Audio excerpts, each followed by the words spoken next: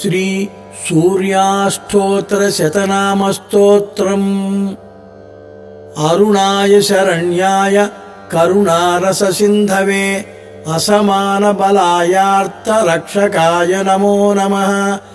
आदित्यायादिभूताय अखिलागमवेदिने अच्युतायाखिलज्ञाय अनन्ताय नमो नमः।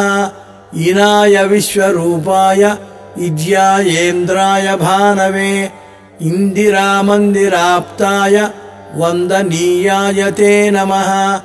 ईशाय सुप्रसन्नाय सुशीलाय सुवर्चसे वसुप्रदाय वसवे वासुदेवाय ते नमः।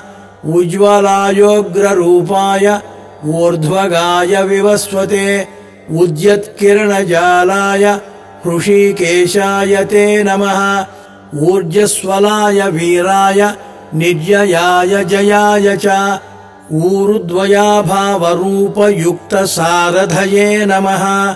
ऋषिवन्द्याय रुक्षन्त्रे वृक्षचक्रचराय च ऋजुस्वभावचित्ताय नित्यस्तुत्याय ते नमः। रूकारमातृकावर्ण रूपायोज्ज्वलतेजसे वृक्षाधिनाथमित्राय पुष्कराक्षाय ते नमः।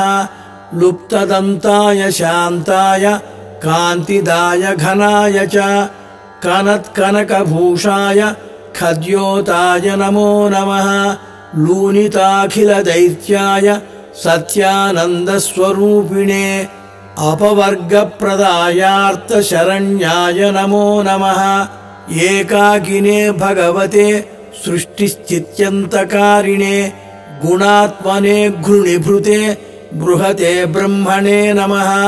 ऐश्वर्यदाय शर्वाय हरिदश्वाय शौरये दशदिक्सम्प्रकाशाय भक्तवश्याय ते नमः। ओजस्कराय जयिने जगदानन्दहेतवे जन्ममृत्युजराव्याधिवर्जिताय नमो नमः। उच्चस्थानसमारूढरथस्थायासुरारये कमनीयकरायाब्जवल्लभाय नमो नमः। अन्तर्बहिःप्रकाशाय अचिन्त्यायात्मरूपिणे अच्युतायामरेशाय परस्मै ज्योतिषे नमः।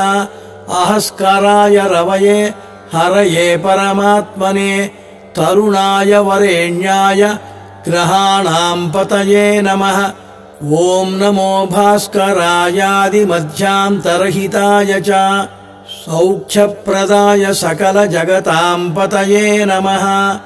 नमः सूर्याय कवये नमो नारायणाय च नमो नमः परेशाय तेजोरूपाय ते नमः। ॐ श्रीं हिरण्यगर्भाय ॐ ह्रीं सम्पत्कराय च ॐ ऐं इष्टार्थदायास्तु प्रसन्नाय नमो नमः। श्रीमते श्रेयसे भक्तकोटिसौख्यप्रदायिने निखिलागमवेद्याय नित्यानन्दाय ते नमः।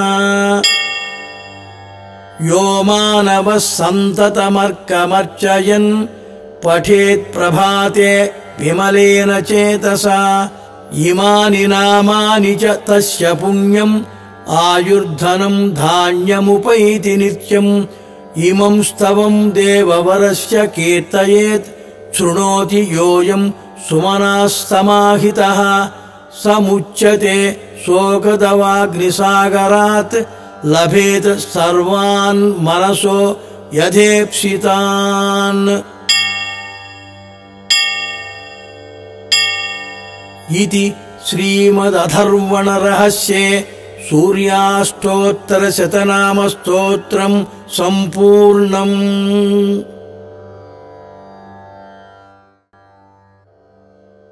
श्री सूर्याष्टोत्तरशतनामस्तोत्रम् अरुणाय शरण्याय करुणारससिन्धवे असमानबलायार्तरक्षकाय नमो नमः। आदित्यायादिभूताय